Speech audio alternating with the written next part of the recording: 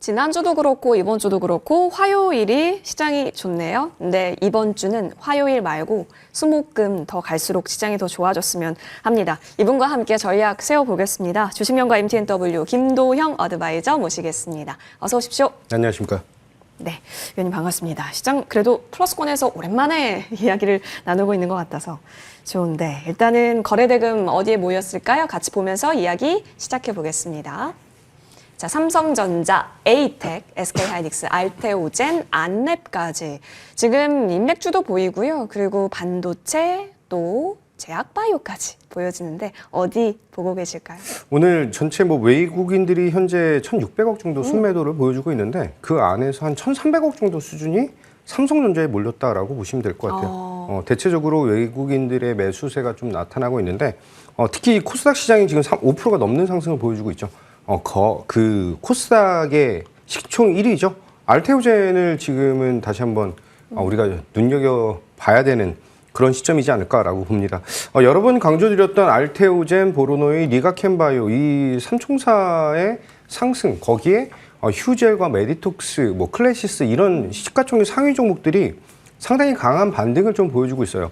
저번 주 화요일 날 조금 환호를 했던 시장에서 수요일부터 이번 주 월요일까지 이제 지속적인 폭락이 나타났던 그런 구간인데 거기서 알테오젠의 이제 대표는 추가적인 코멘트를 보여주면서 오늘 12% 정도에 대한 상승에 성공했다라고 볼 수가 있습니다. 이제 리스크를 어느 정도 해소를 한 그런 구간에서 제일 중요한 것은 키트루다 SC의 점유율. 머크사는 50%를 보고 있는데 회사 자체적으로는 더 높게 보고 있는 그런 상황이다라고 보시면 될 것 같고요. 키트루다 SC라고 하는 것 머크사의 그 기술 이전을 했죠. 이 레퍼런스를 통해서 지금 빅파마 기업들에게 5곳에서 6곳의 빅파마 기업들에게 기술 이전에 대한 니즈를 굉장히 크게 보여주고 있다라고 하는 점, 약간 힌트를 줬던 내용이 있습니다. 내년 1분기, 특히 1월 달 정도에 추가적인 기술 이전에 대한 기대감이 굉장히 높다라는 그런 표현을 쓰면서, 이제 향후 5년간 총 목표 금액을 14조 원에로 기술 이전 계약에 조금 더 기대감을 높게 잡고 있다라고 볼 수가 있습니다. 마일스톤과 이제 매출에 대한 로열티 부분은 또 따로 책정을 해야 되는 그런 구간이다 보니까 이번 어떻게 보면 폭락장에서 거의 하락 낙폭이 크지 않았던 전저점 깨지 않았던 대장주이지 않을까라고 말씀드리겠습니다. 여러 번 강조드렸지만 지금 현재 코스닥 시장이 낙폭 과대인 구간에서 반등을 보여줄 수 있을 때 시총 1위의 흐름이 어떻게 유지되고 어떻게 확대되느냐가 가장 중요한 그런 포인트이다. 라고 말씀드리면서 알테오젠 전 홀딩 안내드리도록 하겠습니다. 강력홀딩. 박순재 대표가 5년 내 기술 수출 2배 목표다. 특허 분쟁에 있어서는 걱정 없다. 자신 있다라고 밝혔죠. 추가적으로 흐름이 나올 수 있을지 지켜봐야겠습니다. 이어서 거래량 리스트도 준비가 되어 있는데요. 같이 보고 얘기 나눠보겠습니다. 삼부토건, 써니전자, 일신석재, 폴라리스 AI와 SG까지 일단 재건, 경협 보이고 그리고 소프트웨어 단도 보이고 인맥주도 보이네요. 어디 보십니까? 재건주 관련해서 말씀을 좀 드릴게요. 우리나라는 리스크가 커졌는데 전 세계적인 이제 전쟁 리스크는 조금씩 감소하고 있다라고 하는 점. 특히 트럼프가 푸틴에게 좀 압박을 좀 가하고 있다라고 하는데 푸틴 러시아 측에서는 우크라이나가 협상에 동참하지 않아라고 하는 그런 발언을 좀 했다라고 하는 점. 중요한 것은 EU와 러시아의 동결 자산, EU에서 러시아의 동결 자산 한 4조 원 정도 되는 것으로 우크라이나를 지원하겠다라고 하는 그런 발표. 이제 휴전에 대한 기대감이 높아져 있는 그런 상황에서 우크라이나 쪽에서도 휴전에 대한 니즈를 굉장히 강력하게 좀 어필을 하고 있는 그런 상황이죠. 그러다 보니까 오늘 이 휴전 관련된 재건 관련된 종목들에 대한 흐름이 조금 눈에 띄게 나타난 그런 상황이다라고 볼 수가 있습니다. 자, SG의 흐름을 보게 되면 이번 11월 말부터 해가지고 고점에서부터 이제 121선을 하회하는 그런 모습이 나타났어요. 오늘 상승으로 인해서 60선 회복을 좀 나타냈는데 윗꼬리가 살짝 달렸다라고 하는 점은 트레이딩 관점으로 대응을 해야 되는 그런 종목이지 않을까라고 말씀을 좀 드리고 이 구간에서부터 전 고점 언저리인 3,500원 정도 수준까지는 충분히 매매적인 관점으로 대응하셔도 된다 이렇게 말씀드리고 이 위에 있는 20선을 어떻게 돌파하느냐에 따라서 약간 강도에 대한 차이가 좀 나타날 수가 있다 이렇게 말씀드리겠습니다. 오늘 굉장히 강했고 뉴스도 많이 있었던 쪽이 또 재건이었던지라 이 부분까지 같이 점검해 주셨습니다. 시간이 좀 있는데요. 김도영 어드바이저께서 바라보는 앞으로의 시장이 좀 궁금합니다. 왜냐하면 오늘이 데드캣 바운스는 아니겠지? 계속 이렇게 잘 가줬으면 하는데 라는 위시가 있거든요. 우리의 소망. 그렇죠. 계속 밀렸던 시장에서 이제 반등에 대한 포지션을 잡고 있는데 시장은 트리거를 기다리고 있는 그런 상황. 이제 금투세 폐지라든지 증환펀드의 지금 뭐 운용사 선정에 대한 진행이 되고 있다. 이런 여러 가지 부분들. 그리고 중요한 것은 개인들의 투매 이후에는 지수적인 강한 상승이 나타났던 적이 대부분이었다라고 볼 수가 있습니다. 정치적 리스크는 대부분 반영을 했다라고 볼 수가 있고요. 그게 어떤 정당을 지지하든 간에 이 리스크가 빠르게 해소되는 그 시점이 얼마 남지 않은 그런 구간에서 이제 시장에 대한 다시 한번 제대로 된 반등을 추가적으로 기대할 수가 있고요. 제일 중요한 건 외국인들에 대한 포지션인데 네. 외국인들의 선물 매도 포지션이 그 선물 매도 포지션, 대량 매도 포지션이 나타나지 않고 풋옵션의 매수 포지션이 강하게 나타나지 않으면 시장의 하방 경직성은 상당히 유효하고 단단하게 나타날 것이다 라고 볼 수 있습니다. 아니나 다를까 PBR 0.85 83 구간에서 강한 매수세를 보여주고 있는데 기관은 거래소 쪽에 유입이 나타난다라고 한다면 외국인은 코스닥 시장에 주의 깊게 매수를 올리고 있는 것을 감안한다면 지금 시장 낙폭 과대인 코스닥 시장에 대한 조금 비중을 더 확대해야 되는 타이밍이지 않을까 이렇게 말씀드리겠습니다. 네. 네.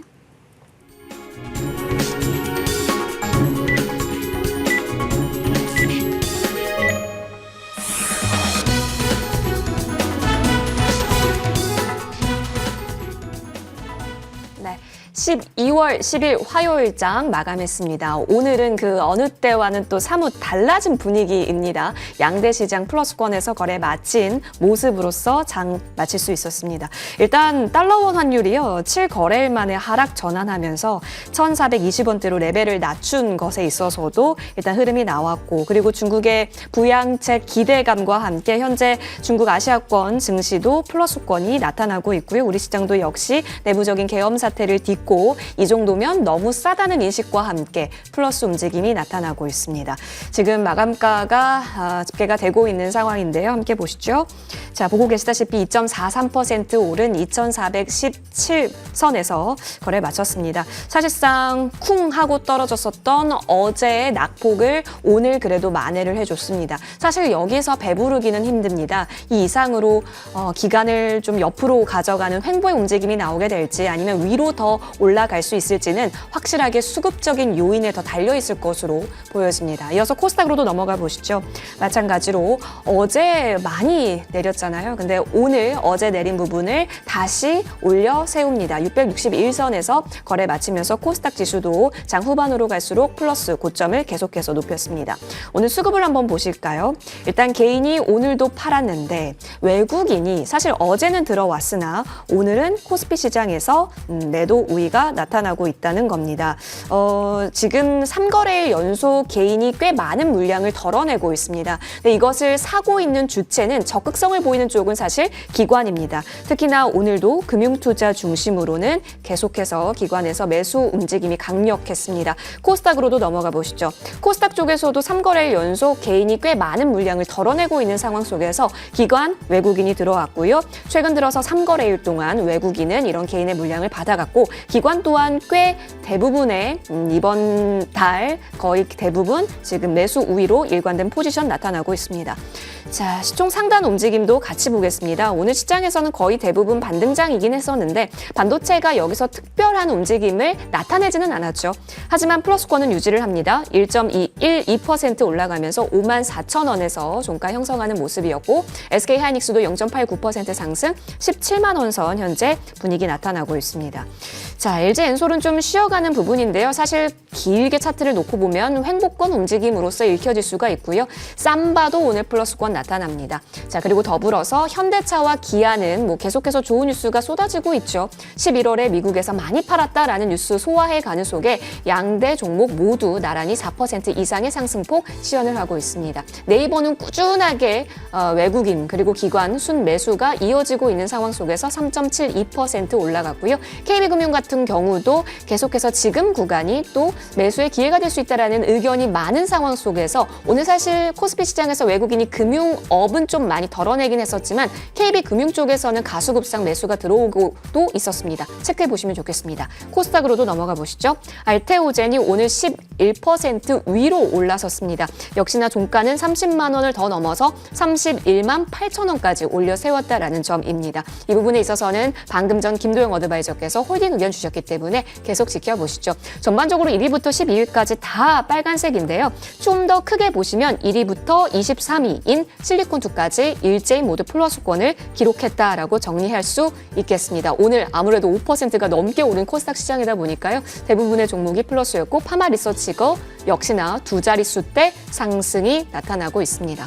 좋네요. 이제 시장 분위기가 다시 살아나는 거였으면 한다라는 이 정도의 소감으로 마무리가 될 수 있을 것 같은데 중요한 건 투자자는 일희일비하면 안 되는 거잖아요. 그렇죠. 네. 어떤 관점이 필요할까요?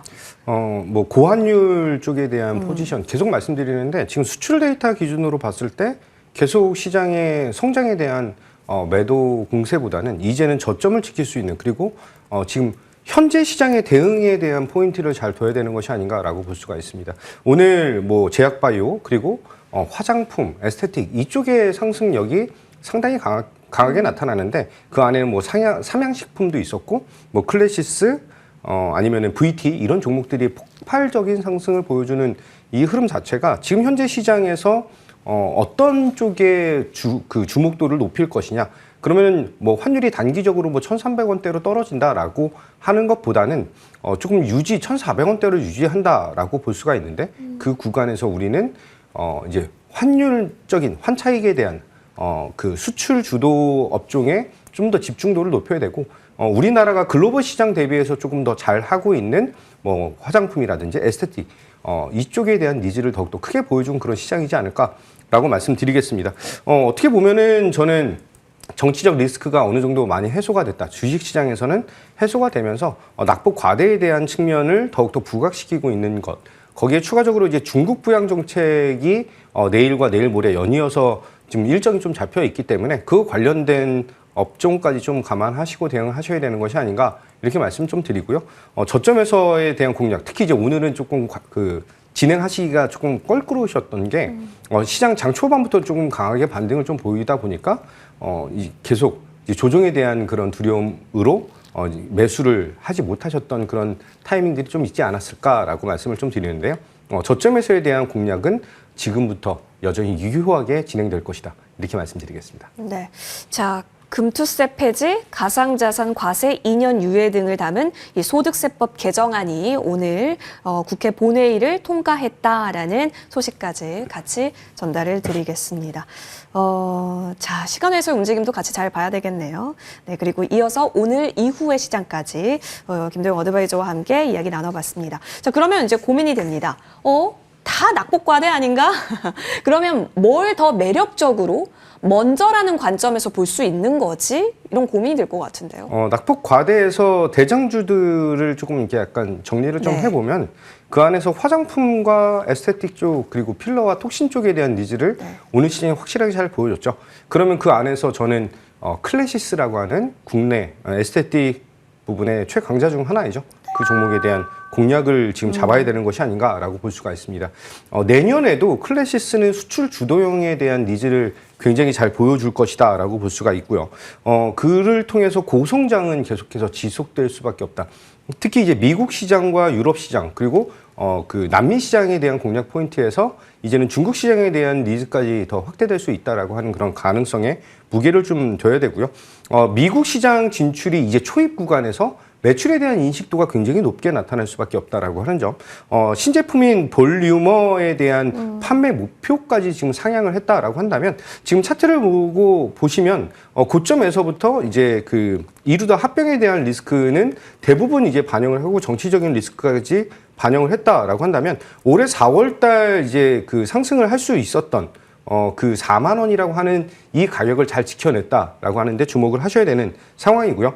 이루다 합병에 대한 시너지가 이제 내년부터 본격화된다라고 한다면 지금 이 구간에서 조금 여유롭게 5만 원 선까지 한마디로 목표 가격을 5만 원보다 좀 낮게 잡을 건데요. 49,500원까지는 우리가 조금 홀딩적인 측면으로 이제 조금 비중을 실을 수 있는 저점 공략에 대한 포인트를 잡아드린다라고 말씀드리고 손절에 대한 라인은 38,500원 잡고 대응하도록 하겠습니다. 네. 자, 8월 5일 날 만들었었던 그 저점 라인에서 다시 올라갈 수 있는 구간일지. 자, 클래시스 오늘의 관심주로서 언급을 주셨고요. 49,500원까지 목표가 설정해 주셨습니다. 이어서 오늘 꼭 다뤄야 하는 종목이 있습니다. 루닛. 누가 누르는 사람이 없네요. 네. 루닛은 네. 지금 우리나라가 잘할 수 있는 거, 아까 전에 설명드렸던 화장품과 에스테틱 부분이다라고 한다면 AI 쪽에서는 굉장히 강력한 모습을 보여주는 게 AI 의료 종목들이죠. 오늘 루닛이 지금 20%가 넘는 상승을 장중에 보여줬다가 장 마감 19.5% 정도로 보여줬는데 루닛이 하드캐리를 하면서 딥노이드랑 듀노 또한 재반등에 대한 모습을 굉장히 잘 보여주고 있다라고 볼 수가 있습니다. 루닛을 9월 13일에 안내를 드린 것과 이번 그 이전 11선 지지 여부를 공략을 하면서 다시 한번 대응을 하자. 그리고 이번 장이 눌릴 때도 다시 한번 재공략에 대한 포인트를 좀 잡아드렸는데 목표 가격을 7만 원에서 7만 7천 원 정도까지 안내를 좀 드렸던 그런 상황. 저는 이 구간에서 82,000원까지 목표 가격을 상향하면서 조금 더 욕심을 내보자 이렇게 말씀드리도록 하겠습니다.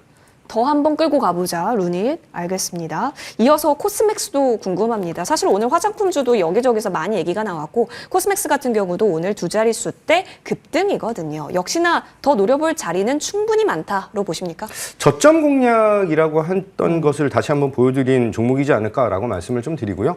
코스맥스는 전일자 시초가 공략을 통해서 대응을 했는데 전체 시장이 밀리는 거에 비해서 생각보다는 굉장히 탄탄하게 잘 버텨줬다라고 볼 수가 있습니다. 오늘 갭 상승, 추가적인 상승에 대한 동력을 굉장히 잘 보여주면서 121선에 대한 돌파까지 그냥 한 번에 다 나타난 그런 구간이지 않을까라고 말씀드리겠습니다. 차트를 보면서 말씀드리면 15만 원 안착이 나타나지 않은 것은 조금 아쉽게 느껴질 수는 있지만 1차적인 목표가 15만 5천 원보다는 다시 한번 상향을 하면서 16만 5천 원, 한마디로 전고점 돌파에 대한 기대감까지 높일 수 있는 그런 자리이다. 이렇게 말씀드리겠습니다. 코스맥스까지 잘 살펴봤습니다. 오늘 이후의 시장도 더 건강하게 상승하기를 우리 모두 염원하며 김도영 어드바이저와 저는 여기서 물러납니다. 시청해주신 여러분 고맙습니다.